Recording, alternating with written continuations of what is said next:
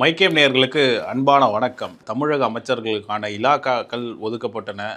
ஒவ்வொரு துறை அமைச்சர்களுக்கும் இலாக்காக்கள் ஒதுக்கப்பட்டிருக்கு. இது மட்டும் இல்லாமல் திமுக மற்றும் அதிமுக இடையேயான கூட்டணி உறுதி செய்யப்பட்டது, பேச்சுவார்த்தை போயிட்டு இருந்தது அப்படின்ட்டு திருமாவளவன் அவர்கள் சமீபத்தில் நடந்த நேர்காணலில் உறுதிப்படுத்தியிருக்காரு. அதை சார்ந்த விஷயங்களும் மற்றும் இன்றைக்கி அதிமுகலேருந்து செம்பலை அவர்கள் வெளியேறியிருக்காரு. அதிமுகவோட பிளவு எந்த நிலைமையில் இருக்குன்ற பற்றி தான், இதை சார்ந்த விஷயங்கள் பற்றி தான் இன்றைக்கி விவாதிக்க இருக்கோம். வீடியோ ஸ்கிப் பண்ணாமல் லாஸ்ட் வரையும் பாருங்கள். வாங்க வீடியோக்குள்ள போகலாம். வணக்கம் சார். வணக்கம். தமிழக அரசியலில் பொறுத்தவரையும் தாவேக்கால 9 அமைச்சர்களுக்கான இலாக்காக்கள்லாம் ஒதுக்கியிருக்காங்க. எந்தெந்த அமைச்சர்கள் அவங்களுக்கு இலாக்காக்கள் ஒதுக்குனது அந்தந்த அமைச்சர்களை எப்படி பார்க்குறீங்க? சரியான முடிவு தானா இலாக்காக்கள் ஒதுக்குனது? நான் எதிர்பார்த்தது தான். அதில் கொஞ்சம் கொஞ்சம் மாறுதல் வந்திருக்கு. பொதுப்பணித்துறை புஷியானந்திட்ட போகணும்னு நினச்சேன். பொதுப்பணித்துறை அவர் டெப்டி சிஎம் முடிதான் எடுத்துக்குவார்னு நினச்சேன். ஆதவ அர்ஜுனா மது விலக்கு எடுப்பார்னு நினச்சேன். ஆனால் அவர் இது விளையாட்டு மற்றும் பொதுப்பணித்துறை இவர் ஊரக வளர்ச்சி போயிட்டார். முதலமைச்சர் அதிகமான துறைகளை கையில் வச்சுருக்காரு. பல அமைச்சர்களுக்கு துறைகள் அதிகமாக இருக்குது. இவர் சட்டம் மற்றும் மின்சாரம் சிடிஆர் சட்டம் மட்டும் வருவார்னு நினச்சேன். மின்சாரம் வருது. சுகாதாரம் நம்ம இப்போ இவர் நினச்சோம் டாக்டர் பிரபுவை அருண்ராஜ் கொடுத்துருக்காங்க. அதே மாதிரி அமைச்சர் ராஜ்மோகன் அவர் தமிழ் வளர்ச்சி அந்த மாதிரி சைடு இருப்பார். பள்ளி கல்வித்துறை இல்லாட்டி செய்தி மக்கள் தொடர்புத்துறை அந்த மாதிரி இருப்பான்னு பார்த்தாங்க. இப்போ டிஐபிஆரும் அவர் தான். அதே மாதிரி பள்ளி கல்வி நல்ல சாய்ஸ் அவர். அதில் கூட திரைப்படங்கள் இதுக்கு அவர் எப்படி தேர்ந்தெடுக்கலாம்? விஷால் அவர்கள் கூட. இவர் இன்னமும் பெரிய பருப்பு சட்டி மாதிரி.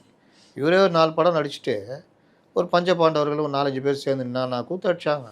இந்த சினிமா நடிகர் சங்கத்தையே தலைகீழாக போட்டி போடுற மாதிரி என்னன்னா கூத்து. எம்ஜிஆர் இருந்த, சிவாஜி இருந்த, எப்பேற்பட்ட தலைவர்கள் இருந்த நடிகர் சங்கத்தை இந்த டீம் அடித்த கூத்துலாம் பார்த்தீங்கன்னா ஞாபகம் இருக்குதா? ஆமாம். அந்த தேர்தல் அன்றைக்கி ஒரு மயக்கம் போட்டு விழுந்ததும் இல்லாத கூத்துலாம் பண்ணிட்டு நான் நடிகர் சங்க கட்டடம் கல்யாணம் இன்ன வரைக்கும் அது இது அப்படியே தான் இருக்குது. கல்யாணம் பண்ணிட்டார்ல அவர் பண்ணலன்னு நினைக்கிறேன். அப்போ உங்களுக்கே இவ்வளோ தகுதி இருக்குன்னா யாரோ ஒருத்தர் சொல்லுவாங்க, ஒரு புத்தகத்தை அட்டையை வச்சு முடிவு பண்ணாது. Don't judge book by its cover. எனக்கு என்னென்ன நீ வாட்டில் பேசுகிறீங்க? அதுவும் அவர் அமைச்சர்கள் யார் இருக்கணும்னு முதலமைச்சர் முடிவு பண்ணுறாரு. இவர் முதலமைச்சர் புத்தி சொல்கிறார். இவரை போட்டது இவர் எப்படி இது பண்ண ஹேண்டில் பண்ண சார் என்னுடைய தனிப்பட்ட கருத்து அப்படின்ட்டு என்ன அதான்ப்பா கார்த்திக்கும் நாசருக்கும் அந்த கருத்து இல்லைன்னு அர்த்தமா? வரும்போதே ஒரு அமைச்சரை குறை சொல்லிட்டு வரீங்களா? நாளைக்கு அவர் உங்களை எப்படி ரிசீவ் பண்ணுவார்? நீங்கள் அவர் போய் பார்த்து அது சரியில்லை, மற்ற விஷயங்கள் ஒத்துழைக்கல, ஒன்றும் தெரியலன்னா, அப்போ கூட தெரியலன்னா புதுசாக வந்திருக்காங்கன்னா அவங்க சில தெரிஞ்சிக்க டைம் எடுத்துக்குவாங்க. நீங்கள் விலைக்கு சொல்லுங்கள். நீங்கள் இன்னும் எக்ஸ்பர்ட்டா நீங்கள்? அதுதான் இவருக்கு முகத்தில் அடித்த மாதிரி பதில் சொல்கிற மாதிரி நம்ம இவர் ராகவா லாரன்ஸு கரெக்டாக போட்டிருக்காரு. ஹேண்டில் பண்ணுவார் நம்புகிறேன். யாருக்கும் ஒரு டைம் கொடுங்க அப்படின்னு. நான் கூட நேற்று போட்டிருந்தேன். இந்த இதுதான் போட்டிருந்தேன். இந்த இதை போட்டுவோம் இஷ்டத்துக்கு நீங்கள் எந்த லட்சத்தில் இயங்குனீங்க நாங்களாம் பார்த்தோம். ஆமாம். இப்படி தான் எல்லாருக்கும். காமராஜருக்கு அறிவு இல்லை, இப்படி அந்த காலத்தில் இருந்த ஒன்றுமே அறிவு இல்லை. இது நீங்களாம் என்னோட ஆளை பிறந்தவங்களா? இது ஒரு வகையான ஆதிக்க மனப்பான்மை தானே. அப்போ மன்னர் காலத்து ஒரு மொனார்கி நிலப்பிரபுத்துவ மென்டாலிட்டி. நாங்கள் தான் ஆளை பிறந்தவங்க, இவங்களாம் யாரா இவங்களாம் அப்படின்ற ஒரு இது. அந்த திமிரில் இருந்தால் எல்லாத்தையும் பார்க்குறது. இந்த திமிர் தான் கல்வி கற்க விடாமல் பண்ணிச்சு. சாதாரண மக்கள், இந்த பட்டியலின மக்களை, பிற்படுத்தப்பட்ட மக்கள், இவங்களாம் ஸ்கூலா? இவங்களாம் என்ன கற்றுக்கிட்டு என்ன பண்ண போகிறானுங்க? இவங்களுக்கு போய் பள்ளிக்கூடமா அப்படின்னு சண்டை அந்த சண்டை கோர்ட்டு வரைக்கும் போய் யார் மிஷினரிஸ் ஸ்கூல் ஆரம்பிக்கிறாங்க. தாழ்த்தப்பட்ட மக்களுக்கு கூட இல்லை, பிற்படுத்தப்பட்ட மக்களுக்கு. அதுக்கே அவங்களுக்கு கொடுக்கூடாது. இவங்களெல்லாம் படித்து என்ன பண்ணுவானுங்க? இவங்களெல்லாம் படிப்பு ஏறுமா? இவங்களெல்லாம் படித்து ஒரு இடத்துல வேலைக்கு உட்கார வச்சா ஏதாவது நடக்குமா? இந்த கேள்வி. அது ஒரு பெரிய பிரச்சனையாகி கோர்ட்டுக்கு போய் எங்கே தீர்த்து தெரியுமா? சுப்ரீம் கோர்ட்டில். சுப்ரீம் கோர்ட்னா என்ன? எந்த சுப்ரீம் கோர்ட்டு? அப்போ சுப்ரீம் கோர்ட்லாம் இங்கே இல்லை. நான் சொல்கிறது பிரிட்டிஷ் காலத்தில். லண்டன் அங்கே சுப்ரீம் கோர்ட் அப்போ லண்டன். அங்கே அவங்க சொல்கிறாங்க மெஷினைஸ் பண்ணுறது கரெக்டு, பசங்களுக்கு பள்ளி அது பிற்படுத்தப்பட்ட மக்கள் பட்டியலின மக்களுக்கு கல்வி கொடுக்கறது கரெக்டு அப்படின்னு சொன்ன அப்புறம் தான் அந்த கல்வி நமக்கு கிடைக்குது. அப்போ என்ன மாதிரி இது அந்த ஆதிக்க மனப்பான்மை இருந்தது. சும்மா ஒன்றும் வரல கல்வி. இதெல்லாம் வீரமணி சொல்லியிருந்தார், இந்த பஸ் டே இதெல்லாம் ரூட் இதெல்லாம் டேய் நீங்களாம் இன்றைக்கி சாதாரணமாக காலேஜ் போகிறீங்க, இலவசமாக கிடைக்கிது, இல்லாட்டி குறைந்த செலவில் அரசு கல்லூரிகளில்.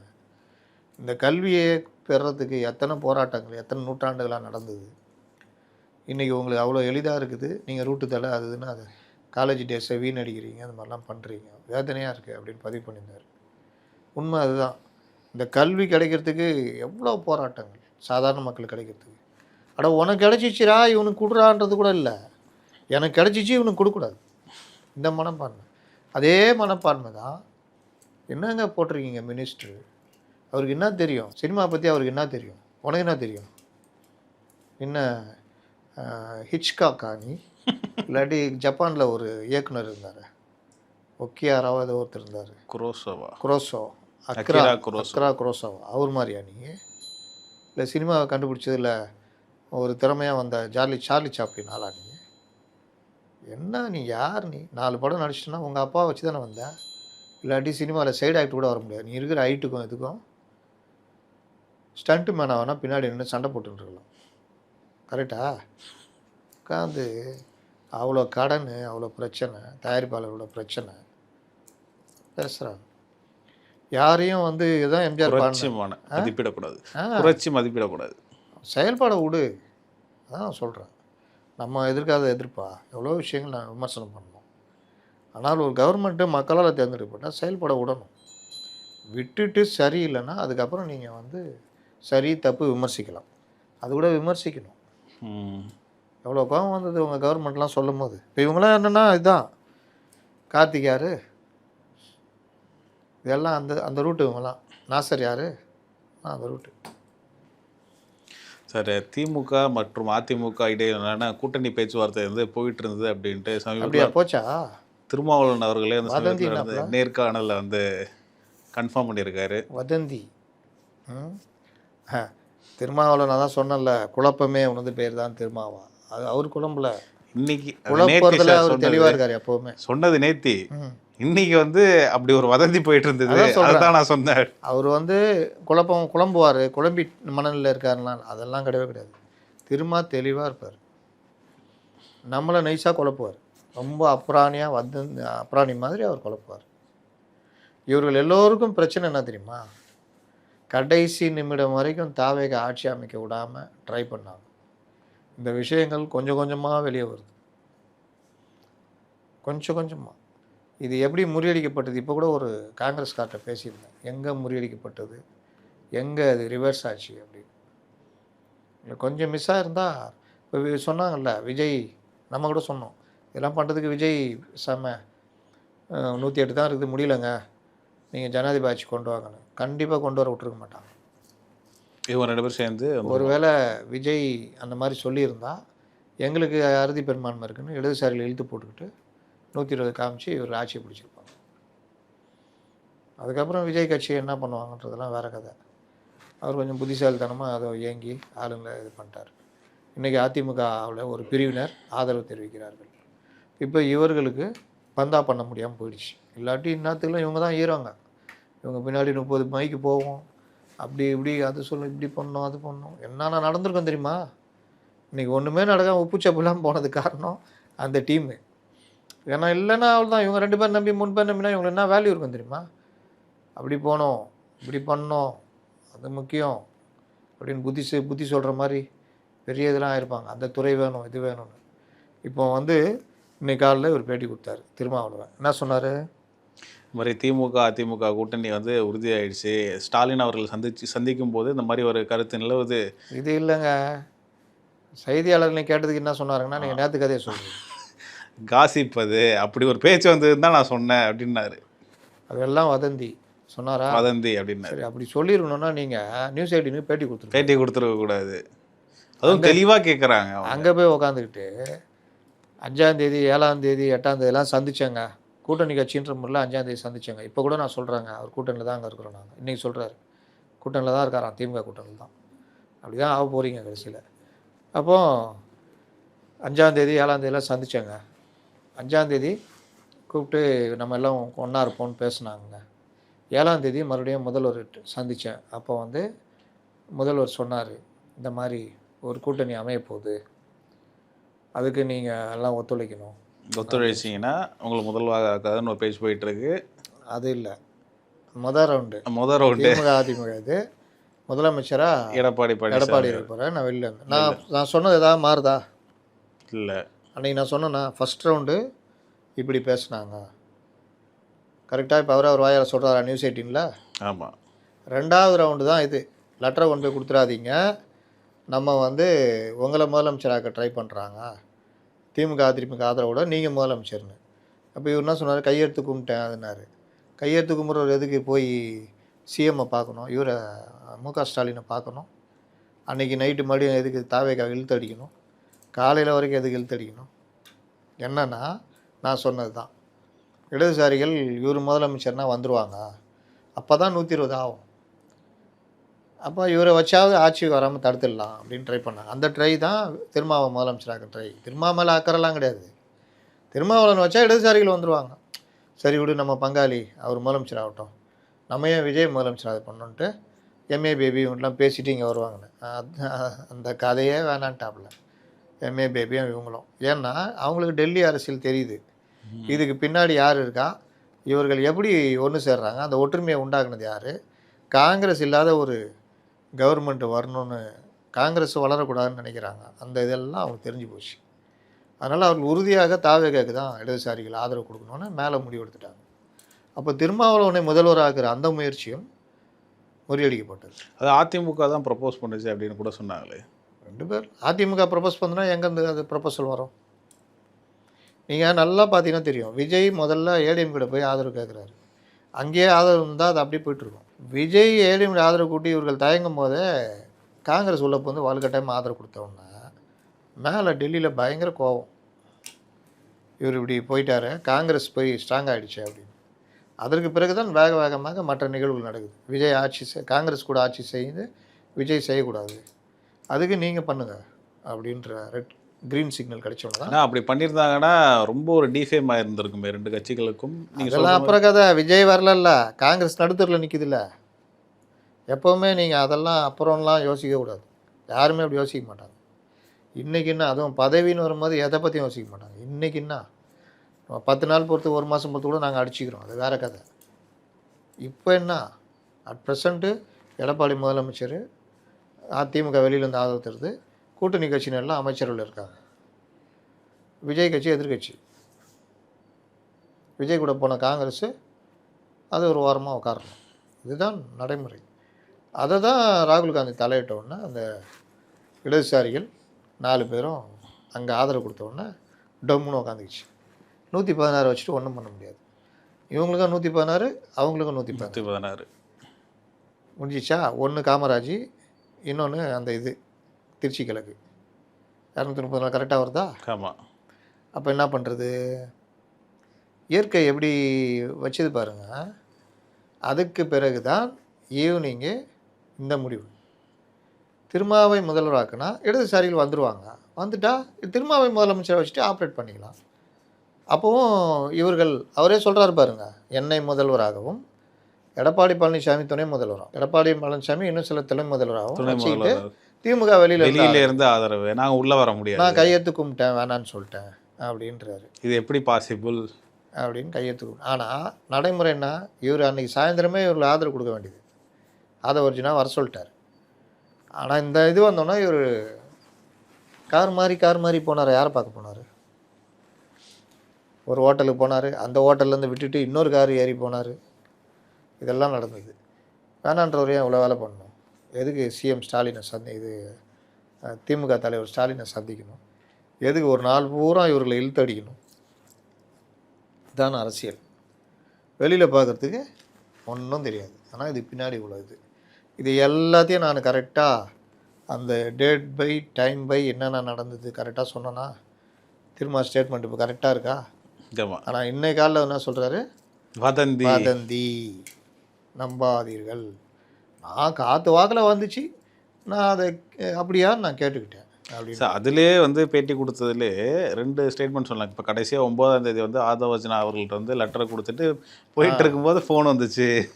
அதுவே தப்பான ஸ்டேட்மெண்ட்டு. இவருக்கு வந்து நாள் ஈவினிங்கே இவர் ஆதரவு தெரிவிக்கிறது பண்ணார். அப்போ தான் இவருக்கு ஃபோன் வந்து இவர் தடுமாறி இவர் ஒரு நாள் ஃபுல்லாக இழுத்தடிக்கிறார். அதற்கு மறுநாள் அதிமுக ஆதரவு தெரிவிக்க போகுதுன்ற ஒரு இது கருத்து வந்துடுச்சு. அங்கே பிளவு வர ஆரம்பிச்சிச்சுல்ல. அதற்கு பிறகு இடதுசாரிகளும் வரல. இதுக்கு மேலே நம்ம தாம் வச்சா நல்லா இருக்காதுன்னு சொல்லிட்டு தான் டிமாண்டை பெருசாக வைக்கிறார். அந்த டிமாண்ட்லேயும் பெரிய பிரச்சனை பெருசானோன்னா முதல்ல ஆதரவு கொடுங்க, அப்புறம் மற்றது பேசிக்கலாம்னா ஆதரவு கொடுக்குறாங்க. இந்த கேப்பில் தான் நாள் இனி நாள்லாம் போட்டார் வன்னியரசு அவர்கள். இனி திருமாகாலம் ஆட்சியில் பங்கு கொடுத்தாதான் நாங்கள் இல்லை தலைமையில் ஏதோ ஒன்று போட்டார். அவர் தலைமையில் தான் இனி எல்லாம் நடக்கும் அப்படின்றதெல்லாம். இது எல்லாமே அவர்கள் எதிர்பார்த்து ஏமாந்து போனது. அதில் பெரிய குண்டத்துக்கு போட்டது இடதுசாரிகளுடைய அந்த நிலைப்பாடு, குறிப்பாக ராகுல் காந்தி எடுத்த நிலைப்பாடு. இதே காங்கிரஸுக்கு அங்கே போகிறதுக்கு முன்னாடி காங்கிரஸையும் இழுத்து போட்டு பண்ணியிருந்தாங்கன்னா உண்மையிலேயே விஜயால் வந்திருக்க முடியாது. ஆனால் அதுவும் ராகுல் காந்தி எடுத்த முடிவு தான். இது அவர் ஏற்கனவே திமுக மேலே ஒரு அலர்ஜி, ஒரு மாதிரி அலர்ஜி இருந்துகிட்டே இருந்தது. அதை மீறி காங்கிரஸை இழுத்து போட்டது. ராகுலை மீறி இதையே நான் பல தடவை பதிவு பண்ணியிருக்கேன். ராகுலை ஓரங்கட்டி விட்டு சோனியாவை பிடித்து உள்ளே இழுத்து போட்டாங்கன்னு. ராகுலுக்கு கோபம், அந்த கோபம் பாண்டிச்சேரியில் காமிச்சார். ஒரே நாள் மேடையில் ஏறவே இல்லை, வரவே இல்லை, சந்திக்கவே இல்லை. அதை ஏர்போர்ட்லேயாவது எதிரெதிர சும்மா சந்திச்சிக்கிற மாதிரி பண்ணிக்கலான்னு கூட கேட்டு பார்த்தாங்க. முடியவே முடியாதுட்டார். அதற்கு பிறகு தமிழ்நாட்டுக்கு பிரச்சாரத்துக்கு வரவே இல்லை. வந்ததும் அவன் கட்சி இதுக்கு பண்ணிட்டு போயினன்ட்டார். அப்போ தோற்ற உடனே வேலையாக போய் லெட்டர் கொடுங்கன்ட்டான், ஆதரவு கடிதத்தை கொடுங்க. அதில் இவர் எடப்பாடி பழனிசாமி கொஞ்சம் ஸ்பீடாக முடிவெடுத்துருந்தாருன்னா அதிமுகவோட கூட்டுன்னா காங்கிரஸ் அப்படியே நின்றுட்டுருக்கோம். அது ஒரு மாதிரியாக இருக்கும். இவரும் கொஞ்சம் யோசிக்க ஆரம்பித்தோன்னா பட்டுன்னு உள்ளே வந்து கொடுத்துட்டாங்க. கொடுத்த உடனே அவங்களும் அக்செப்ட் பண்ணிட்டாங்க. அப்போ நிலைமை தலைகீழாக போயிடுச்சு. இதையும் நம்ம பதிவு பண்ணியிருக்கோம். நடக்காத சொல்லுவார்ன்றாங்களா, அதுக்கு சொல்கிறேன். இவ்வளோ விஷயங்கள் நடந்தது. இன்றைக்கி திருமாவளவன் அப்படியே பல்டி அடிச்சு எதுவுமே நடக்காத மாதிரி நாங்கள் ஜனாதிபதி ஆட்சி வரக்கூடாது என்பதற்காக. அப்படி எதுக்குங்க 2 நாள் இழுத்து அடிச்சிங்க? ஜனாதிபதி ஆட்சி வந்துடும் தெரியும்ல, அவருக்கு இன்னும் வேற எங்கேயும் அவருக்கு இது இல்லைல்ல, எதுக்கு அவ்வளோ இழுத்து அடிச்சிங்க? இங்கே வா அங்கே வா. அதுவும் 4 மணிக்கு முடிவு சொல்கிறார் என்பதை 11 மணிக்கு சொல்கிறாங்க. அவருக்கு தான் அன்றைக்கி கிண்டல் அடிச்சோங்க. அதிமுக ஆதரவு கொடுத்துச்சுன்னா தாவேக்காக்கு கொடுத்த ஆதரவை வந்து பரிசீலனை செய்வோம் அப்படின்ட்டு திருமாவர்கள் சொல்லியிருக்காரு. ஆமாம், அவங்க வந்தால் பிறகு இவங்க எதுக்கு? காங்கிரஸே மறுபரிசீலனை பண்ணாலும் ஒன்றும் பிரச்சனை இல்லை. 25 பேர். அதனால் அது வந்து ஒன்றும் பிரச்சனை இல்லை. ஏன் இவர் மாற்றி மாற்றி சொல்லிட்டு இருக்காரு? புரியல. திருமாவளவன் விளம்பரம் தேடிக்கிறாரா? அவர் என்ன மறந்துட்டாரா என்னன்னு தெரில. அவர் பேட்டியவே அவர் மறந்துட்டாரான்னு தெரில. ஒரு மிகப்பெரிய சேனலில் பேட்டி கொடுக்குறோம். பேட்டி எடுக்கிறவரும் சாதாரண ஆள் இல்லை. அவர் பெரிய பத்திரிகை ஆசிரியர், தமிழக அரசியலை கரைச்சி குடித்தவர், வலுவாக கேட்குறாரு. அவர்கிட்ட எல்லாத்தையும் சொல்கிறீங்க, மறுநாளே வந்து மாற்றி பேசுனேன்னு அர்த்தம். அப்போ யாருடைய ஞாபக சக்தி மேலே நீங்கள் நம்பிக்கை வைக்கிறீங்க? ஞாபக மறதி மேலே என்ன சொல்கிறது? நம்ம ரிப்போர்ட்டருங்க அந்த லட்சத்தில் இருக்கிறாங்க. என்ன சார், நேற்று தான் நியூஸ் 18 பேட்டி கொடுத்தீங்க, ஸ்டாலின் என்கிட்ட இப்படி பேசினார், திமுக அதிமுக கூட்டணி வைக்க போகிறாங்கன்னு சொன்னார் அப்படின்னு சொல்லிவிட்டு இன்றைக்கி என்ன சார் வதந்தின்றீங்களா? எனக்கு தெரியவே தெரியாது, காதில் விழுந்தது தான் நான் கேள்விப்பட்டேன்னு சொல்கிறேன். என்ன சார் நீங்கள் அப்படின்னு எவனா கேட்டானா? அவருக்கு ஞாபக மருதி மேலே இருக்கிறத விட நம்பிக்கையை விட நம்ம தமிழக பத்திரிகையாளர்கள் மேலே அவருக்கு ரொம்ப நம்பிக்கை. அதனால தான் துணிந்து தைரியமாக இதை சொல்கிறார். பாலாஜி பக்கத்தில் நின்றுந்தார். அவர் பார்த்து எங்கே பார்த்துருந்தார் பார்த்தீங்களா? இவர் கொடுக்கும்போது பேட்டி கொடுக்கும்போது இப்படி திரும்பி நின்று இப்படி பார்த்துனுக்குறாரு. ஏன்னா அவர் நேராக பார்த்தா அதை சிரிப்பு வந்துருமா என்னன்னு தெரில. அதனால் இப்படி திரும்பி நின்று இப்படி பார்த்துருந்தார். சார், இப்போ தாவேகா வந்ததுக்கப்புறம் வந்து டாஸ்மாக் கடையெல்லாம் வந்து 10 மணிக்குள்ளே மூடணும்ட்டு ஸ்ட்ரிக்ட் ரூல்ஸ்லாம் கொண்டு வந்தாங்க. 500 மீட்டருக்கு உள்ளே இருக்க கடையெல்லாம் அகற்றணும்ட்டு. ஆனால் ஸ்டில் வந்து பாட்டிலுக்கு 10 ரூபான்றது வந்து நாளுக்கு நாள் போயிட்டு தான் இருக்குது. நேற்று கூட வந்து ஒருத்தர் கேட்டிருக்காரு, ஊழியர் வந்து அடிக்கெல்லாம் போனது பரபரப்பாக போயிட்டு இருந்தது. இப்போ இந்த மாதிரி ஒரு தாவேகாக்கு வந்து அழுத்தம் கொடுத்துட்டே இருக்கு. இப்போ இன்றைக்கி கூட வந்து ஒரு ஆணவ கொலை நடந்திருக்கு. காதலிச்சதுக்காக பெண்ணோட தந்தை வந்து கொலை பண்ணியிருக்காரு. இது வந்து கண்டினியூ ஆகிட்டே தான் இருக்குது. இது தாவேக்கா இப்போ தான் வந்திருக்காங்க, நியூ ஃபேஸ். அவங்களுக்கு எந்த அளவுக்கு அழுத்தத்தை கொடுக்கும், எப்படி சமாளிக்க போகிறாங்க இந்த மாதிரி விஷயங்கள்ல? இன்றைக்கு அமைச்சர்கள் 9 பேருக்கு பதவி பதவி பிரமாணம் செஞ்சு பிரமாணம் அவரே கொண்டு போய் ஒவ்வொருத்தரும் சேரில் உட்கார வச்சுட்டாரு. ஆய்வுகள் தொடர்ச்சியாக ஆய்வுக் கூட்டங்கள் நடத்துகிறாரு. அதில் தனியாகவும் ஆய்வு போகிறாங்க. அந்த ஒரு ஆதவர்ஜுனா போய் ஸ்டேடியமாக போய் பண்ணிட்டு வர்றாரு. இப்போ இந்த மாதிரி இவர்கள் வந்து பண்ணிக்கிட்டு இருக்க அதே நேரத்தில் ஒரு விஷயத்த இவர்கள் வாயாக மறைத்து விட்டு வெளியில் சமூக வலைதளங்களில் கொம்பு சுற்றிட்டு இருக்காங்க. என்னென்னா, இந்த அரசு உட்காந்து ஒரு 10 நாளுக்குள்ளே தான் இருக்கும். அதிகாரம் காவல்துறையோ இல்லை மற்ற எதுனாலும் இன்னும் அந்த மொத்தமாக இவர்கள் கைக்குள்ளே வரலை. பலரும் இன்னும் அதே பழைய இதில் தான் இருப்பாங்க. அதே மாதிரி இவர்களுக்கும் இந்த அரசுடைய இது என்ன, நடைமுறை என்ன, நம்முடைய இது என்னன்றது கூட பிடிபடாது. இந்த சிலும்ச வேலைலாம் பண்ணுவாங்க டிஐபிஆரில். நான் ஏற்கனவே ஒரு தடவை பதிவு பண்ணியிருக்கேன், ஞாபகம் இருக்குதா? ஆளுநர் தமிழகம்னு போட்டு இவர்கள் பண்ணாங்க. நான் கூட கிண்டலாக கேட்டேன், ஆளுநர் என்ன டிடிபி ஆப்ரேட்டரா? ஆமாம். இங்கே என்ன தமிழ்நாடு போட்டிருக்க தூக்கு தமிழகம் போடுன்னு பண்ணதெல்லாம் இவர்கள், இந்த டிஐபிஆர் டீம். அங்கே ஒரு அதிகாரி இருப்பாப்புல. இவங்க எல்லாம் பண்ணிவிட்டு அவர் மேலே அந்த இன்விடேஷனை வெளியே அனுப்பிச்சு ஆளுநர் மேலே பனி தூக்கி போட்டாங்க. ஆளுநர் வந்து இதுக்கு பதிலாக சொல்லிட்டு இருப்பார். இல்லை, ஆளுநர் வந்து அழைப்பிதழை வாங்கி அடிச்சுட்டு இங்கே தமிழகம் போடுன்னு ஏதாவது சொல்லி நிர்பந்திச்சாரா? அவர் தமிழ்நாடுடைய அந்த புத்தாண்டா ஏதோ ஒன்று நிகழ்ச்சி, பொங்கல் நினைக்கிறேன், அதுக்கான அழைப்பிதழில் டைம் கொடுக்குறாரு. இதில் நம்ம கொண்டாடுவோம் பண்ணுங்கன்றாரு. இவங்களுக்கு பயங்கர பொறாமை. ஆளுநர் வந்து இந்த மாதிரி தமிழ் பண்பாட்டோட ஒன்றி போகிறாரு, அவருக்கு ஒரு வரவேற்பு இருக்குது. அதில் இந்த சிலும்ச வேலை பண்ணி அந்த அழைப்பிதழை தூக்கி வெளியே போட்டு அவ்வளோ ஒரு வேலை பண்ணாங்க அன்னைக்கு இருந்த இந்த ஆட்கள். இப்போ இவர்கள் அதே வேலையை பண்ணுவாங்களா மாட்டாங்களா? இப்போ இது ஒரு மீம் மெட்டீரியலை மாற்றுறதுக்கான வேலை இவங்க ட்ரால் மெட்டீரியலை மாற்றுறது. அப்போது இந்த விஷயங்கள்லாம் நான் சொல்கிறேன், செய்தி ஒலிபரப்புத்துறை அமைச்சருக்கும் சரி மற்றவர்களுக்கும், சின்ன சின்ன இந்த மாதிரி வேலை செய்கிற அதிகாரிகளை கடுமையாக பாருங்கள். இந்த சில்லுண்டி வேலை எல்லாத்தையுமே தடுக்குது, எச்சரிக்கையாக கூட்டங்களில் பண்ணுங்க. ஏன்னா எனக்கு என்னென்னு இந்த மாதிரி பண்ணுறதெல்லாம் வந்து அவர் சிஎம்ங்க. இன்னும் இவர்களுக்கு பல பேருக்கு விஜய்ன்னு போட்டுட்டு இருக்கிறாங்க. ஆமாம், ஒரு செய்தித்தாளில் கூட போட்டிருந்தாங்க. தினத்தந்தியில் விஜய்ன்னு போடுறாங்க. என்ன விஜய் நம்ம வீட்டு வேலைக்காரனா? ஒன்று முதல்வர்னு போட இடம் இல்லைண்ணா, முதல்வர் அறிவிப்புன்னு போடு. நான் ஒரு பெரிய நிறுவனத்தில் இருந்தப்போ அங்கே வந்து சைலேந்திர பாபு அறிவிப்பு, அந்த இவங்க கூப்பிட்டேன், அந்த டெஸ்கில் இருக்கிற அந்த அம்மாவை. சைலேந்திர பாபு யாருங்கண்ணா? Sir DGP sir. அப்போ டிஜிபி சைலேந்திர பாபுன்னு போடுங்க. இல்லை சார் இடம் பத்தலை. அப்போ வெறும் டிஜிபி போடுங்க. சைலேந்திர பாபுன்னு நம்ம நிறுவனத்தில் வேலை செய்கிற வேலைக்காரா? காவல்துறை இது இல்லை, காவல் ஆணையர் அறிவிப்புன்னு போடுங்க. இல்லைன்னா காவல் ஆணையர் மோடக், இப்போ இருக்கார்ல சென்னை, அந்த மாதிரி சொல்கிறோம் உதாரணத்துக்கு, காவல் ஆணையர் மோடக்னு போடுங்க. போட இடம் இல்லைன்னா வெறும் காவல் ஆணையர் போடுங்க, வெறும் மோடக் அறிவிப்பு. அப்போ சைலேந்திர பாபு அறிவிப்புனா என்ன? சைலேந்திர பாபு வீட்டு வேலைக்காரனா? இந்த எத்திக்ஸ் சொல்கிறதுக்கு நான் இருந்தேங்க. அதுக்கப்புறம் அந்த மாதிரி திருத்திக்கிச்சு. எத்தனை எடிட்டருங்க இங்கே அந்த மாதிரி பண்ணுறாங்க? பெரிய பெரிய மெயின் ஸ்ட்ரீம் சேனல்லே விஜய்னு பேசிகிட்டு இருக்கிறாங்க. முதல்வர் விஜய்ன்னு சொல்லுங்கள்.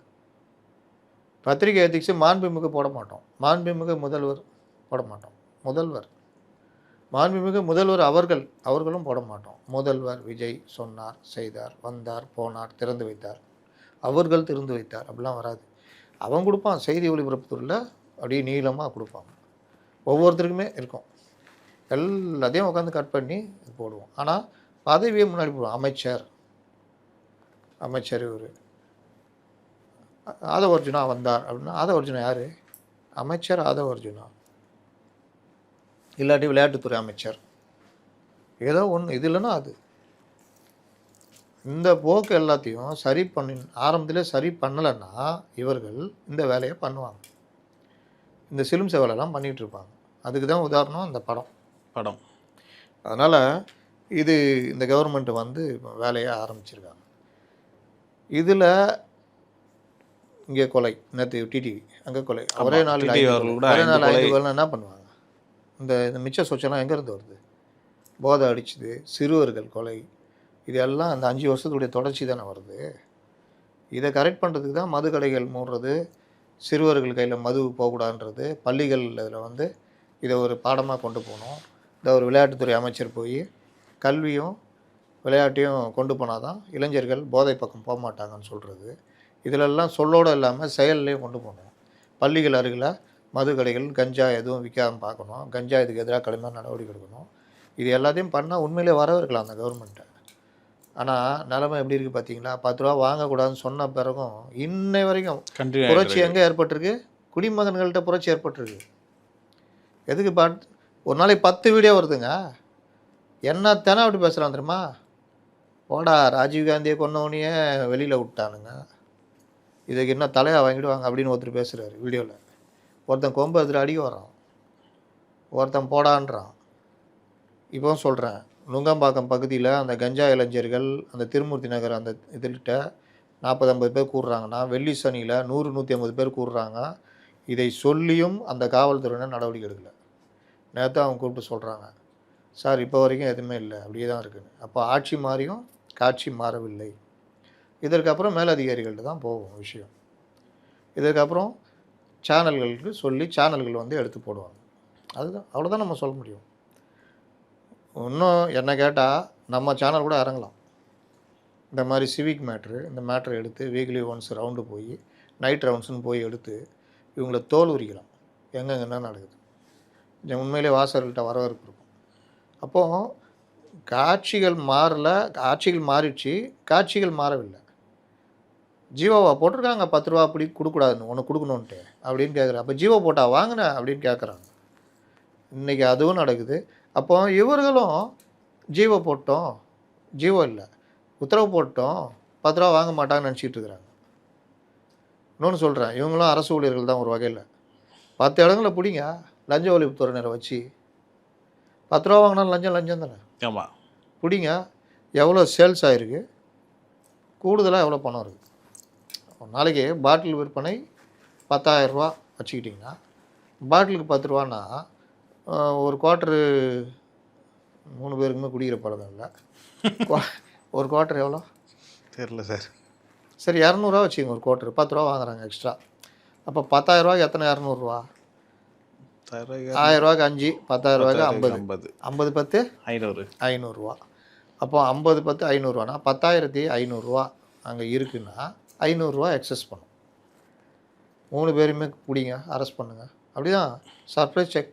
ஒரு அம்மா எனக்கு தெரிஞ்சு ஒரு இதில் ஹாஸ்பிட்டலில் நர்ஸாக இருந்தாங்க. சீட்டு போட்ட பணத்தை சீட்டை எடுத்துகிட்டு அந்த பணத்தை கொண்டு வந்து அப்படியே வந்துட்டாங்க. நைட் எடுத்துகிட்டு போனாங்க, ஆஃபீஸில் அவங்க ட்ராயரில் வச்சுட்டு இருக்காங்க. அன்றைக்கி பார்த்து ரைடு, பணத்தை எடுத்தால் 80,000 நம்ம சீட்டு பணம். அரெஸ்ட் பண்ணிட்டாங்க அவங்கள. உனக்கு தெரியுமா, 500 ரூபா நம்ம குறிப்பிட்ட தொகைக்கு மேலே வச்சுக்கூடாது ஒரு அரசு ஊழியர். பிடிச்சி இது பண்ணால் கணக்கு சொல்லணும். எவ்வளோ இருக்குது அரசு ஊழியர்களுக்கு. இது எதுவுமே இல்லை, அது வழக்கமாக தானே. ஏவிஎஸ்னு ஒன்று இருக்குல்ல, விபச்சார தடுப்பு பிரிவு. எத்தனை பேர் பிடிச்சிக்கிறாங்க, எத்தனை பெரிய பெரிய இடங்களில் போய் பிடிச்சிருக்காங்க. எங்கேயுமே நடக்கலையே எதுவுமே. இதுதான் உலகம், இப்படி தான் போகும். அப்போ பாட்டிலுக்கு 10 ரூபான்றது அவங்களுக்கு பொறுத்த வரைக்கும் என்ன நினச்சிட்டு இருக்காங்கன்னா, இவனும் குடிகார பசங்க தானே, 2 அறை விட்டா போயிட போகிறானுங்க. ஏன்னா கடந்த 5 ஆண்டு காலமாக இதான் பண்ணியிருக்காங்க. எங்கேயாவது ஒருத்தன் கேட்பான் 2 அறை உள்ளம் ஓடு. இன்னொன்று, வாங்கியா அதிகாரிங்க என்ன பண்ணுறீங்க, வாங்குறீங்களா? ஆமாம். இங்கே வந்து கத்தினுக்கிறான். அப்புறம் உனக்கு எங்கே மாமூல் கொடுக்குறது? தூக்கிட்டு போய் போடு, அரசு ஊழியரை பணி செய்ய விடாமல் தடுத்தல், உட்கார வை. அதனால எல்லாம் அடங்கியிருந்தாங்க. இப்போ கவர்மெண்ட்டை நம்ம கவர்மெண்ட்டை சொல்லிச்சு, நீ என்ன வாங்குறேன்னு சண்டை இப்போ ஜாஸ்தியாகுது. வீடியோ எவ்வளோ வீடியோன்றீங்க, அவன் எடுத்து போட்டுக்கினே இருக்கிறான். நம்ம கூட 2-3 வீடியோ வேணால் போடலாம், நம்ம நிகழ்ச்சியில் கூட போட்டு விடலாம். அப்போ இந்த மாதிரி விஷயங்கள்லாம் அரசு உத்தரவு போட்டால் மட்டும் போதாது, இம்ப்ளிமெண்ட் பண்ணுறதுக்கு 2-3 இடங்களில் லஞ்ச ஒழிப்புத்துறையினரை பிடிச்சி அரெஸ்ட் பண்ண வச்சா பயம் வரும். முறையாக பண்ணுங்க. அவங்க வந்து மிரட்டுறாங்கன்றதுக்காக விட்டுருவாங்களா? பொதுமக்கள் இது ஆதரவு இருக்குதா இல்லையா? பல இடங்களில் பெண்கள் இறங்கிட்டாங்க தெரியுமா? நீ என்ன கடை மூட சொல்கிறது, நாங்கள் இந்த கடை இவ்வளோ நாளாக மூட சொல்கிறோம், மூடமா இறங்குறாங்களா இல்லையா? பெண்களுடைய ஆதரவு அப்படி கிடைக்கும். நீங்கள் ஒன்றும் மொத்தமாக பண்ண போகிறதில்ல, இருக்கிற கடையை மெயின்டைன் பண்ணிக்கங்க. அந்த கடை நேரத்தை கரெக்டாக மெயின்டைன் பண்ணுங்கள், அதை தாண்டி திறக்க விடாதீங்க. இதுதான் எஃப்எல் டு பார்லாம் நீங்கள் எனக்கு என்னென்னு போய்கிட்டு இருக்குது, தறிக்கட்டு போய்கிட்டு இருக்குது. ஒரு இடத்துல இங்கே கடையை மூடிட்டு இங்கே கடையை திறந்துக்கிறாங்க. 2க்கும் இடைவெளி 100 மீட்டர் இருக்கும். ஒரு இடத்துல கடையை மூட்டாங்க FL two bar. FL two பாருக்கு சில விதிகள் இருக்குது. அதில் வந்து மெம்பர்ஷிப் ஆகும். ம். உறுப்பினர்களுக்கு மட்டும்தான் சரக்கு. டாஸ்மாகில் விற்கிற சரக்கு அங்கே விற்கக்கூடாது. எங்கேயாவது அப்படி நடக்குமா? எஃப்எல் டு பாரில் நடக்குதா? அதை செக் பண்ணுறீங்களா? அதனால் இந்த மாதிரி விவகாரங்கள் எல்லாமே இவங்க வந்து கொஞ்சம் அதில் கவனம் செலுத்தினா பொதுமக்களுடைய மரியாதை கிடைக்கும். இதே மாதிரி மற்ற விவகாரங்கள்லையும் கொஞ்சம் இறங்கி இறங்கி பண்ணாங்கன்னா உண்மையிலேயே நல்ல ஒரு இதுவாக நடக்கும், வரவேற்பு கிடைக்கும். வரவேற்பு கிடைக்கும். இதனால் இதை தான் நம்ம பார்க்குறோம். சார், அதிமுகவிலேருந்து முன்னாள் அமைச்சர், முன்னாள் சபாநாயகர் செம்மலை அவர்கள் வந்து வெளியேறி இருக்காரு. அதிமுகவில் பிளவுலாம் ஏற்பட்டிருக்கு. அவர் வெளியேறதுக்கான காரணம் இந்த பிளவு தானா? அவரை சரியாக மதிக்கலை அப்படின்றது கூட அவருடைய வாதமாக இருந்தது. அதிமுகவில் மற்ற தலைவர்களுக்கு இல்லாத சிறப்பு செம்மலைக்கு உண்டு. நீங்கள் 1977 அவர் எம்எல்ஏ ஆகுறாரு. அதுக்கப்புறம் 80 அவருக்கு வாய்ப்பு தரலன்னு சொல்லிட்டு சுயேட்சையாக போட்டிடுறாரு, கட்சி விட்டு வெளியேறி விமான சின்னத்தில். சுயேட்சையாக. அப்போ எம்ஜிஆரெல்லாம் எதிர்த்துலாம் நீங்கள் போட்டியிட முடியாது, போட்டிடுறாரு. அப்பவும் சொல்கிறாரு, நான் ஜெயிச்சா இந்த விமானம் நேராக அண்ணனுடைய பாதங்களை நோக்கி செல்லும் அப்படின்னு. இவர் தான் ஜெயிக்கிறார். ஜெயித்தோன்னா போய் எம்ஜிஆர்கிட்ட சரண்டர் ஆகும். எம்ஜிஆர் ஏற்றுக்கிறார். அதனால் அதுக்கப்புறம் ஜெயலலிதா அமைச்சரில் இருந்தார், எம்பியாக இருந்தார். ஒரு சிறப்பான தலைவர், அந்த காலத்தில் இருந்தே இருக்கிற ஒரு தலைவர். செங்கோட்டையனுக்கு எப்படியோ அந்த மாதிரி அவர். இப்போ அவரே மனம் வெதும்பி ஒரு வேதனையை வெளிப்படுத்தியிருக்காரு. அப்போ அவர் நான் ஒதுங்கிறேன் அப்படின்னு சொல்லிட்டு செங்கோட்டை எடப்பாடி அவர்கள் கொஞ்சம் அனுசரித்து போங்க, எல்லாரையும் நீக்கிக்கிட்டே இருந்தால் எப்படி, கொஞ்சம் பண்ணிங்கன்னு. அப்புறம் இவங்களுக்கும் புத்தி சொல்லியிருக்காரு, எஸ்பி வேலுமணி டீமுக்கும். இந்த மாதிரிலாம் முடிவெடுத்தீங்கன்னா நீங்கள் இல்லாமல் போயிடுவீங்க. அப்போ இந்த மாதிரி விஷயங்கள் வந்து இன்னும் 2-3 பேர் விலகியிருக்காங்க. அதிமுகவுக்கு நல்லதில்லை. திரும்ப திரும்ப அதை சொல்லிகிட்டே இருக்கிறோம். பிளவு ஏற்படுவதை விட என்ன பிரச்சனைன்னு பேசிக்கிட்டு அதை சரி பண்ணுற வழியை பார்த்தா நல்லாயிருக்கும். அதை விட்டுட்டு இப்படி தான் போவோம்னா ஒன்று ஏதாவது ஒரு சைடு கையில் கட்சி போவோம், இல்லைன்னா மொத்தமாக ஒன்றும் இல்லாமல் போயிடும். அதனால் செம்மலை போன்றவர்களே நொந்து போய் வெளியில் இன்னும் பல இடங்களில் நீங்கள் தாவேக்கால சேர்ந்துக்கிட்டே இருக்காங்க. இதுவும் அதிமுகவுக்கு பழகிடும். ஏன்னா அவன் பார்த்துட்டு இருக்கிறான், இங்கே 2 பேர் சண்டை போட்டுனுக்கிறாங்க, நம்மளுக்கு இனி எதிர்காலம் இல்லை. இன்னொன்று, இந்த கட்சியில் இருந்து என்ன பண்ண போகிறோம், அம்மாவே போயிட்டாங்க, இன்றைக்கி எதிர்காலம்னா இந்த கட்சி தான் அப்படின்ட்டு அங்கே அதை நோக்கி நகர்றாங்க. எப்படி ஒரு காலத்தில் ஜனதா கட்சி மற்ற கட்சியில் இருந்தால் அதிமுகவை நோக்கி எல்லோரும் நகர்ந்தாங்களோ அந்த மாதிரி இப்போ தாவேகாவை நோக்கி நகர்ற ஏற்பாடு நடக்குது. கொஞ்சம் கொஞ்சமாக தாவேகா வலுவாச்சுன்னா என்ன ஆகும், எந்த கட்சி 2வது கட்சியோ அதுவும் தாவேகாவும் இருக்கும். அந்த நிலையை நோக்கி நகருகிற ஏற்பாடு இருக்குது. அதிமுகக்குள்ள உட்கட்சி பூசல் வந்து நாளுக்கு நாள் அதிகமாகிட்டு இருக்கு. மாவட்ட செயலாளர் கூட்டம் வந்து ஒரு பக்கத்தில் நாளைக்கு வந்து இபிஎஸ் வச்சுருக்காரு. 1000 பேர் தொண்டர்கள் கையெழுத்து போட்டது என்கிட்ட இருக்குது. இபிஎஸ் அவர்கள் பொதுக்குழு கூட்டம் வந்து கூடுறதுக்கு வந்து அழுத்தம் கொடுக்க போகிறத எஸ்பி வேலுமணி தரப்பு வந்து சொல்லிகிட்டு இருக்கு. இவங்க ஒரு தரப்பு, அவங்க ஒரு தரப்பு. இருக்கிற நிலைமையை சொல்லிடுறேன், அப்புறம் இவருக்கு ஆதரவு அவருக்கு ஆதரவுன்னு சொல்லிகிட்டு இருக்காதீங்க. என்ன விஷயம்னா, பொதுக்குழு உறுப்பினர்களில் யார் அதிகமாக கைப்பற்றுவது பெரிய போட்டி போய்கிட்டு இருக்குது. அதில் எஸ்பி வேலுமணி டீமு அதிகமான பொதுக்குழு உறுப்பினர்களை அவர்கள் பார்த்து பேசிகிட்டு இருக்கிறாங்க. அதே மாதிரி மாவட்ட செயலாளர்கள் கிட்டத்தட்ட 50 பேருக்கு மேலே இவர்கள்ட்ட இருக்கிறதா சொல்கிறாங்க, எஸ்பி டீம்கிட்ட.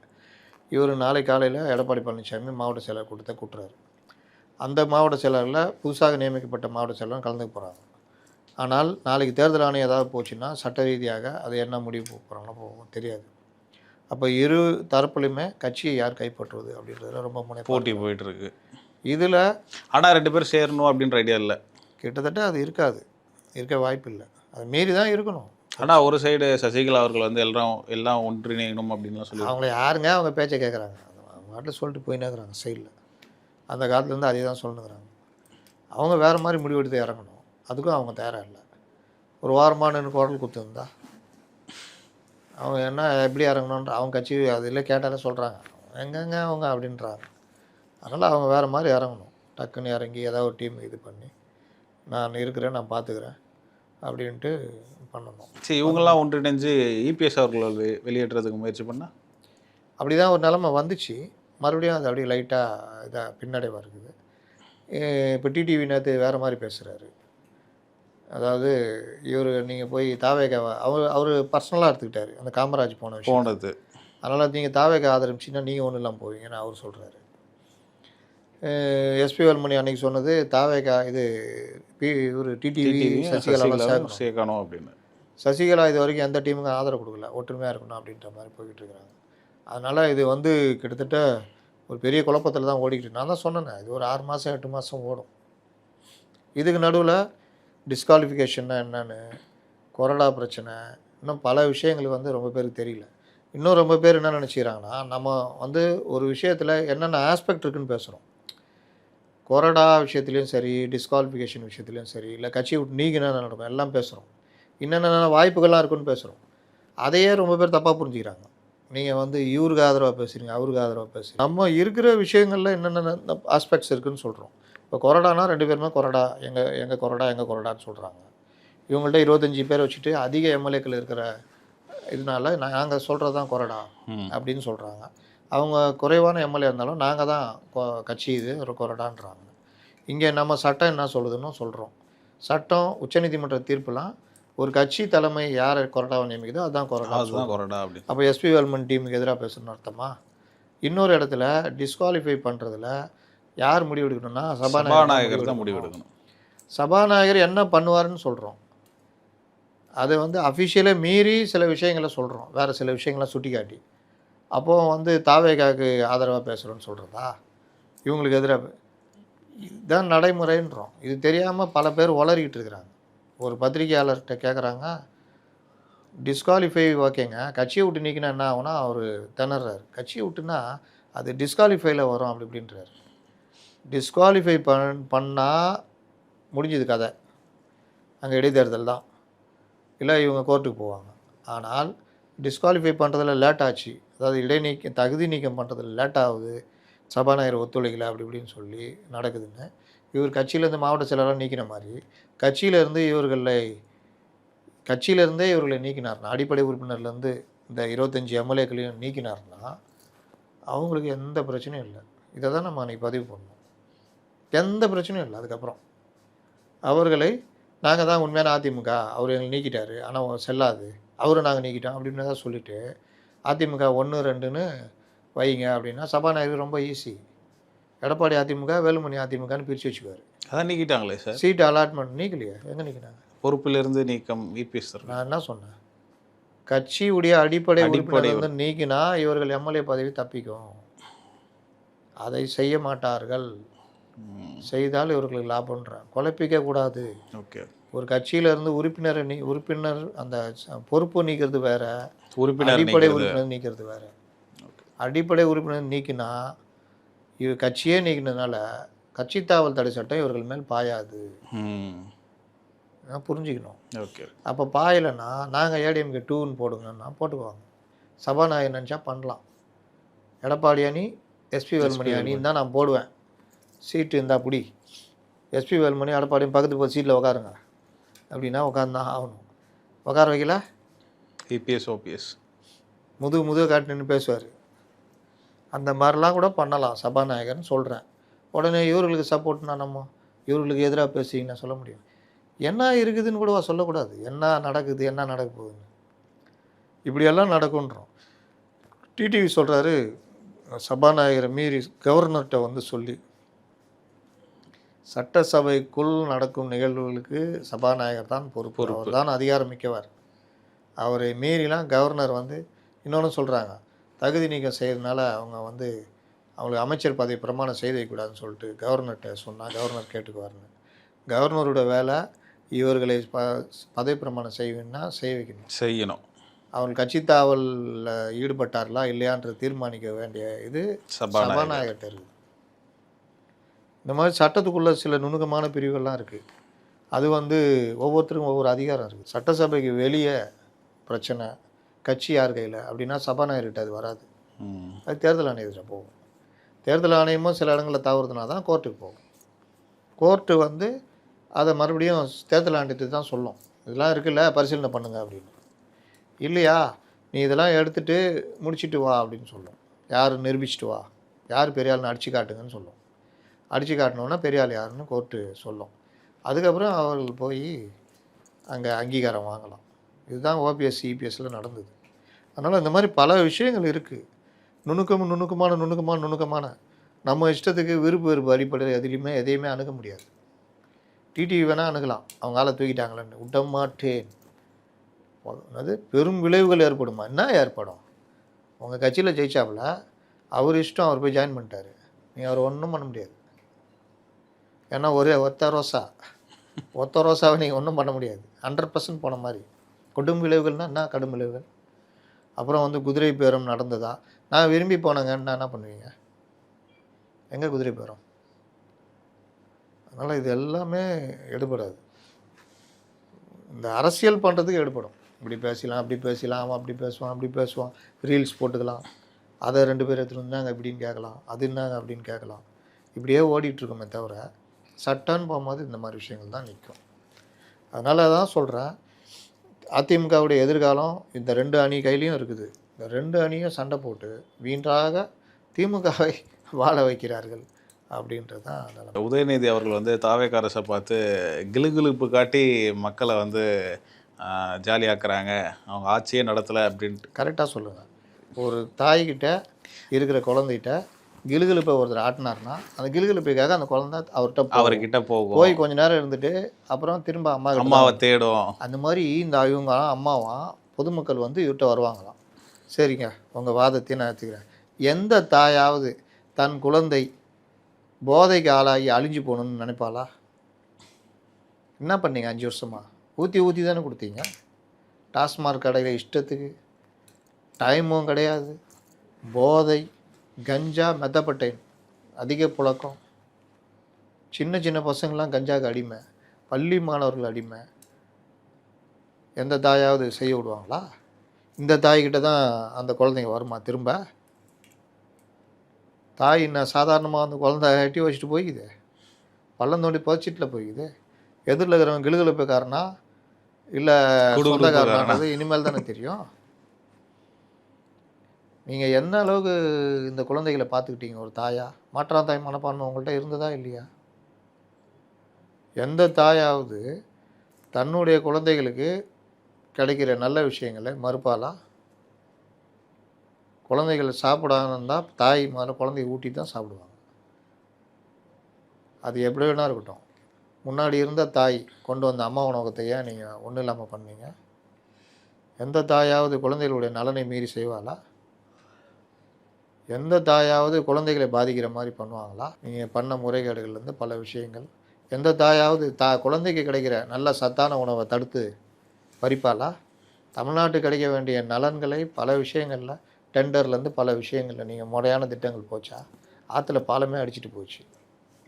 பாலத்தில் தண்ணி இருந்ததெல்லாம் பார்த்தோம். சென்னை எடுத்துக்கங்க, சென்னையோட இன்ஃப்ராஸ்ட்ரக்சரு. அப்புறம் என்ன குழந்தைய பார்த்துக்கிட்டோமா? தமிழ்நாடுன்ற குழந்தைய நீங்கள் வந்து மெலிஞ்சு நலிஞ்சு போய் கிடக்குது அந்த குழந்தை. அப்படி தானே பார்த்துக்கிட்டீங்க. ஆனால் வந்து குழந்தைய பார்த்தீங்களா எப்படி வச்சுக்கிறோம் அப்படின்னு எப்போவாது ஃபங்க்ஷனுக்கு பவுடர் அடித்து ஒரு நல்ல ட்ரெஸ்ஸை போட்டு கொண்டு போனால் குழந்தை உடம்பு எப்படி இருக்குது? வீக்காக ஆகி எலும்புந்தோலுமாக ஆகி அந்த குழந்தை ஒன்றும் இல்லாமலே போச்சு. சாப்பாட்டுக்கு வழி இல்லாமல் எதிரில் இருக்கிறவன் அந்த குழந்தைக்கு பாட்டில் காமிச்சு உனக்கு பால் தரமானோன்னா குழந்தை தாவிடுச்சு. இப்போ பால் குடிச்சிட்டு இருக்குது. அந்த எதிரில் இருந்த பார்ட்டியும் அந்த குழந்தை மேலே அக்கறையாக அந்த குழந்தைய நல்லா அதுக்குரிய சிகிச்சை எல்லாம் கொடுத்து ஒரு புஷ்டியான குழந்தையாக மாற்றினா அந்த குழந்தை ஒட்டிக்கும். இதா எந்த அந்த ஒரு பாட்டு வரும், செல்ல கிளிகளாம் பள்ளியிலன்னு, எந்த மனதில் பாசம் உண்டோ அந்த மனமே அம்மா அம்மா. ஆமாம். அப்போ பாசம் எந்த மனசில் இருக்குது? நீங்கள் பாசமாக வச்சிங்க.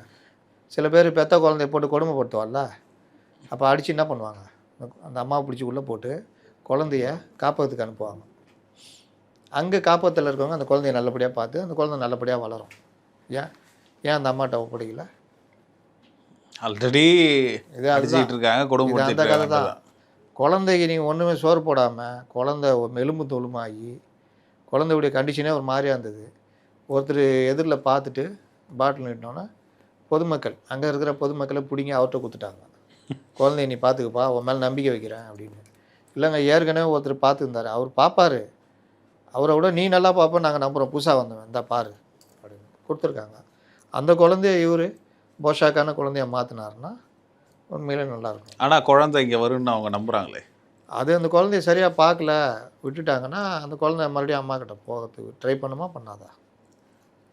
ஆனால் நீங்கள் குழந்தைய போட்டு அந்த பாடுபடுத்திட்டு இப்போவே வரும் அப்போவே வரும்னா நீ ஏம்மா அந்த பாடுபடுத்தணுன்ற கேள்வி வருதா இல்லையா? ஆமாம்.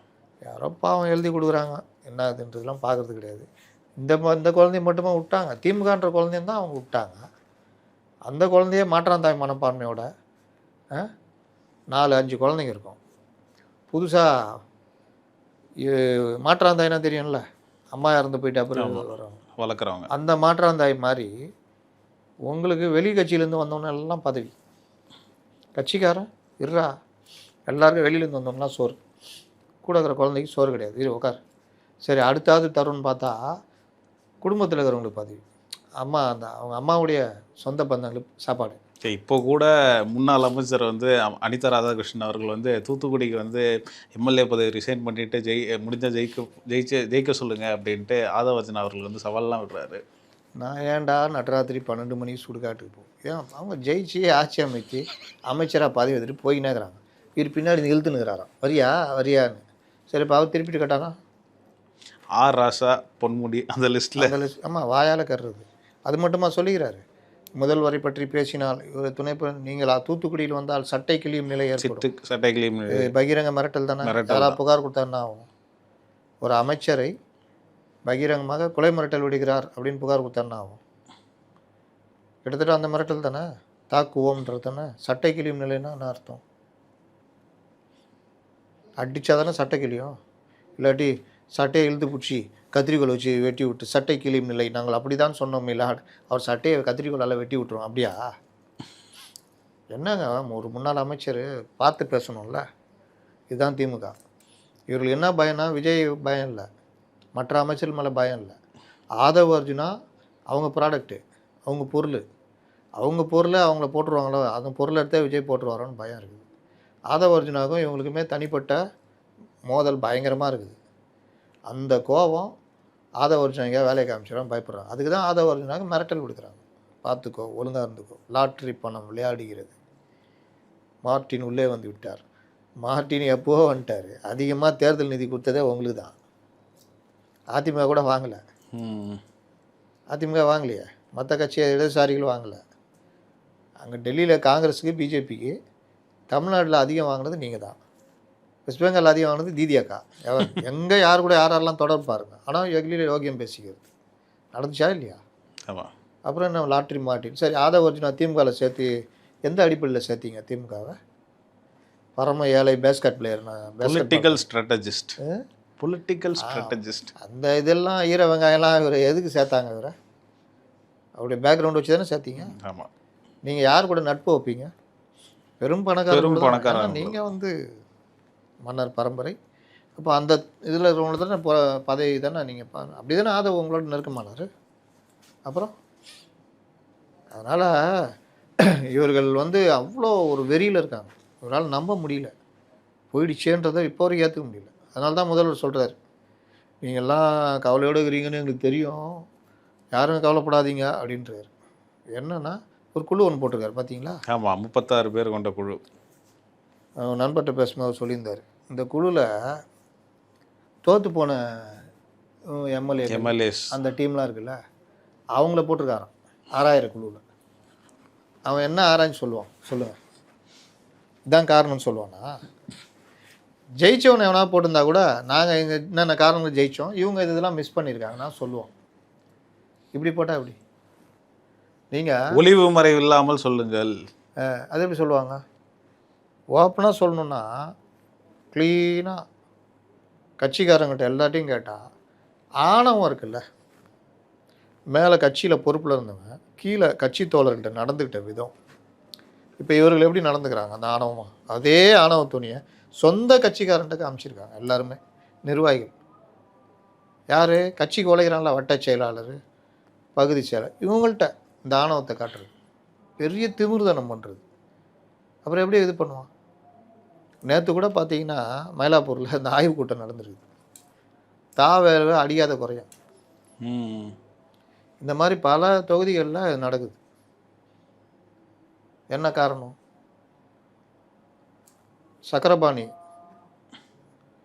அந்த இதில் முன்னாள் அமைச்சர் முன்னாள் அமைச்சர் கூட்டம் நடந்துக்குது ஒருத்த நாடுதில்.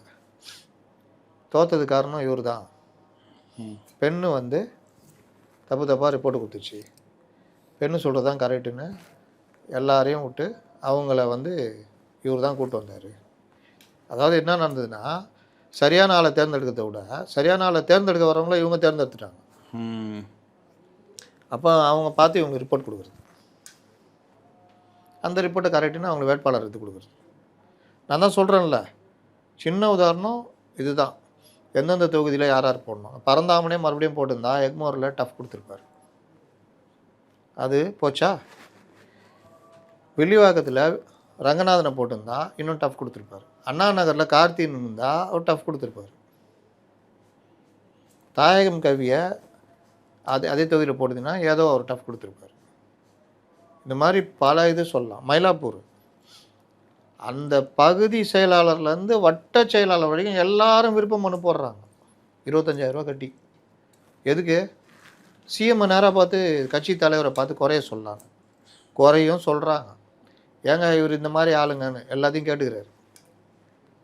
அங்கே நான் சொன்னேன்ல ஏற்கனவே, எம்கே பாலன் பையன் மணிமாறன் ஆப்டான எம்எல்ஏ, ஜனங்கள்கிட்ட கட்சிக்கிட்ட எல்லாத்தையும் நல்ல பேர். இவருக்கு நல்லா பர்சனலாக தெரியும் முதல்வருக்கு, அப்போதைய முதல்வருக்கு தலைவருக்கு. அடுத்து ராமஜெயம் முன்னாள் எம்எல்ஏ, அவருடைய பையன் இந்து யூனியன் சங்க தலைவர், அவரையும் பர்சனலாக திமுக தலைவருக்கு தெரியும். இவங்களெல்லாம் என்னடா வாடா போடான்னு பேசுகிற அளவுக்கு வீட்டில் வளர்ந்த பசங்க, அந்த அளவுக்கு எல்லாம் இளையவர்கள் தெரியும். மூணாவது இவர் கூட அந்த சொன்னல மிசால இருந்தவர், அவர் சம்பந்தம்னு சொல்லிட்டு அவர் பையன், அவரையும் இவர் வாடா போடான்னு பேசுகிற அளவுக்கு நெருக்கம். கனிமொழிக்கும் நெருக்கம், எல்லாருக்கும் நெருக்கம். 3 பேருமே ஆப்டான கேண்டிடேட்டுங்க. 3 பேர் நின்னாலும் திமுகவில் தொண்டர்கள் அவ்வளோ வரவேற்பு கொடுப்பாங்க. நம்மளாம் ஒருத்தருப்பா அப்படின்னு ஓட்டு போடுவாங்க. ஆனால் பெண் என்ன ரிப்போர்ட் கொடுக்குது? வேலு. இவர் என்ன பண்ணுறாரு? நான் ஒரு முடிவு எடுத்திருக்கேன், அது பிரகாரம் பண்ணணும். தலைவர் அதுன்னு நான் சொன்னபடி பண்ணுங்க, அவ்வளோதான், போச்சு. அப்போ இந்த 3 பேரில் யாராவது ஒருத்தர் கொடுத்துருந்தா கூட ஜெயிச்சிருப்பாங்க. அப்போ இந்த வேலையை பண்ணது யார்? எங்கே தப்பு இருக்குது? தப்பு பண்ணவங்களே திருப்பி என்ன தப்புன்னு கண்டுபிடிக்கணும். நேற்று எப்படி இது பாருங்க, பிரச்சனையே நீங்கள் தான். அப்பா நீ தான்ப்பா பிரச்சனை. இவ்வளோ இப்போ தப்பையும் நாங்கள் சொல்லிட்டு இருப்போம்லாம் காது கொடுத்து கேட்காம, இன்றைக்கி இந்த மாதிரி ஆனா பிறகு நீ தப்பு சொல்லுன்னா தப்பு நான் சரி பண்ணுறேன்னா, சரி இனிமேலாவது சரி பண்ணுறீங்களா பார்ப்போம். சரி சார், தாவேகா சேர்ந்த பெண் தொண்டர்களை வந்து இழிவாக பேசினதுக்காக பொன்ராஜ் அவர்கள் முதல்ல 2 வழக்கு பதிவு செஞ்சுருக்காங்க. ஒன்று சென்னையில், இன்னொன்று கடலூரில்.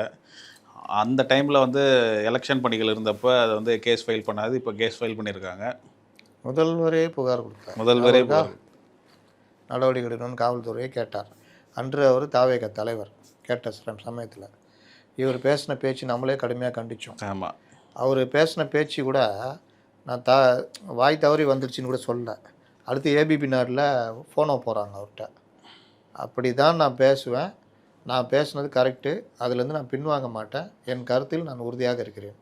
நல்ல குடும்பத்தில் பிறந்த யாரும் இப்படி இருக்க மாட்டாங்க. 2வது ஒரு அவதூறை போடுறார். முதல் அவதூறே தவறு. ஒட்டுமொத்த தாவேகா பெண் தொண்டர்களை அவர் அந்த வார்த்தையை சொல்கிறார், அவமதிக்கிறார். 2வது நல்ல குடும்பத்தில் பிறந்தவர்கள்னு ஒரு தீண்டாமையை பயன்படுத்துகிறார். நல்ல குடும்பம் கெட்ட குடும்பம்னு ஏதாவது இருக்கா? எந்த குழந்தையும் நல்ல குழந்தை தான் மண்ணில் பிறக்கையிலே, பின் நல்லவராவதும் தீயவராவதும் அன்னை வளர்ப்பினிலே. அதே மாதிரி ஒரு குழந்தை அந்த மாதிரி ஆயிடுச்சுன்னா அவங்க பெற்றோர் வந்து அவமானம் அடையணுன்ற மாதிரி தான் அந்த பாடல் வரிகள் இருக்கும். யார் நல்ல கலாம் எந்த குடும்பம்? நல்ல குடும்பமா கெட்ட குடும்பமா? எந்த குடும்பத்தில் சேர்ப்பீங்க அப்துல் கலாமை? அப்துல் கலாம் போராடலாம் குழந்தைகளை கையை நீட்டி அரவணைச்சிக்கிட்டாரு. ஒரு மனிதர் இறந்த பொழுது இந்தியா முழுவதும் அவரை அழுதுச்சு. காந்திக்கு பிறகு பெரிய அளவில் அழுத்த ஒரு மகாத்மா மனிதன் அப்துல் கலாம் அவர்கள். அவர் எப்பா நல்ல குடும்பம் குழந்தைங்களாம் அப்படி போங்க, இந்த குடும்பம்லாம் ஒரு மனுஷன் ஒரு பூவோட சேர்ந்த நாரும் மணக்கணுவாங்க. அவர் கூடயே ட்ராவல் பண்ணிங்களே, கொஞ்சமாவது அவர் இதில் சிந்தனையில் ஒரு 5% வந்திருந்தால் கூட இந்த பேச்சு வந்திருக்காது அவங்கள்ட்ட இருந்து. இதே கண்டிப்பாக நம்ம அன்றைக்கும் கண்டித்தோம். இன்றைக்கி சொல்லுவாங்க வந்து தாவேகா பக்கம் பேசுகிறார். என்றைக்கும் நாளைக்கே தப்புனா கூட பேசுவோம். ஆனால் இந்த மாதிரி பெண்களை யார் பேசினாலும், தாவை கலந்து பேசினாலும் கண்டிப்போம். பெண்களை அவதூறு பண்ணக்கூடாது. பெண்கள்கிட்ட கண்ணியமாக நடந்துக்கணும்.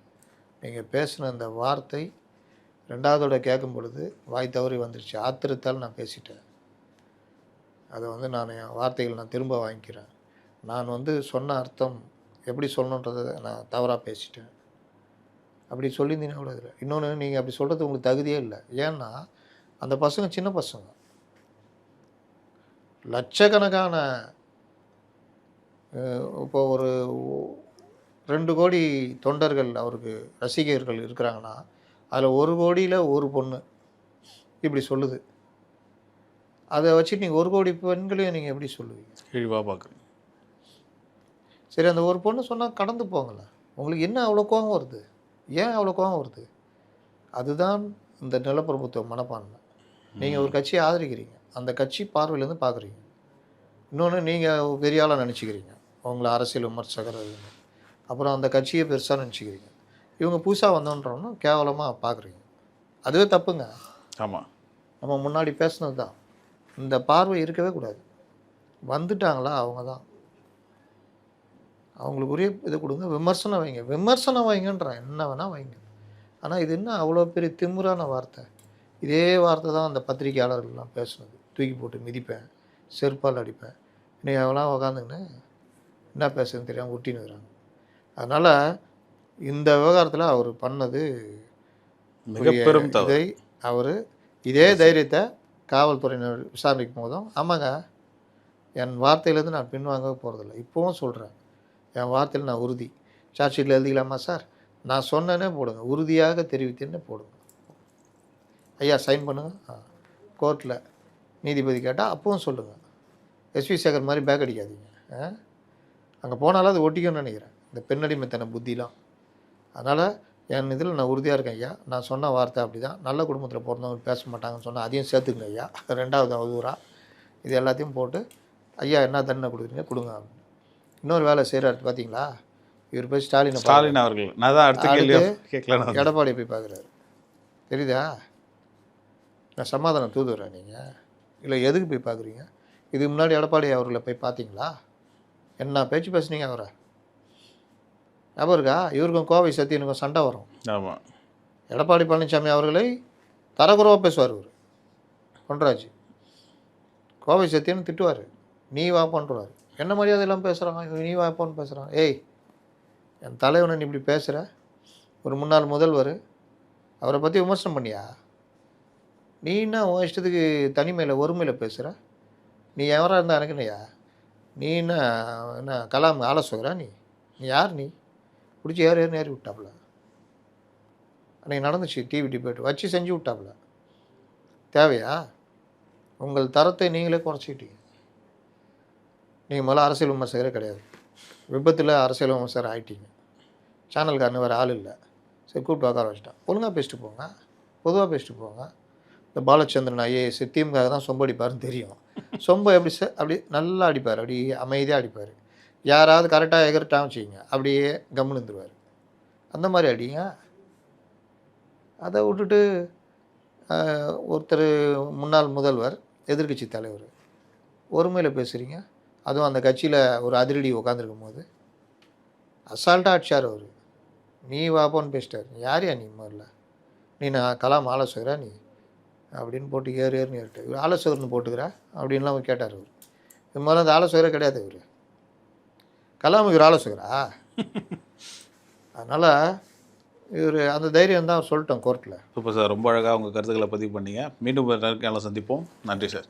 இந்த வீடியோ உங்களுக்கு பிடிச்சிருக்குன்னு நம்புகிறோம். மேலும் இந்த மாதிரி பல விஷயங்களை தெரிஞ்சுக்க மைக்கம் சேனலை சப்ஸ்கிரைப் பண்ணுங்கள், ஹை பட்டனை கிளிக் பண்ணி எங்களுக்கு சப்போர்ட் பண்ணுங்கள். இப்போ புதுசாக தொடங்கியிருக்க மைக்கம் என்டர்டைன்மெண்ட் சேனலுக்கும் உங்கள் ஆதரவு எங்களுக்கு கொடுங்க. மீண்டும் அடுத்த வீடியோவில் சந்திப்போம்.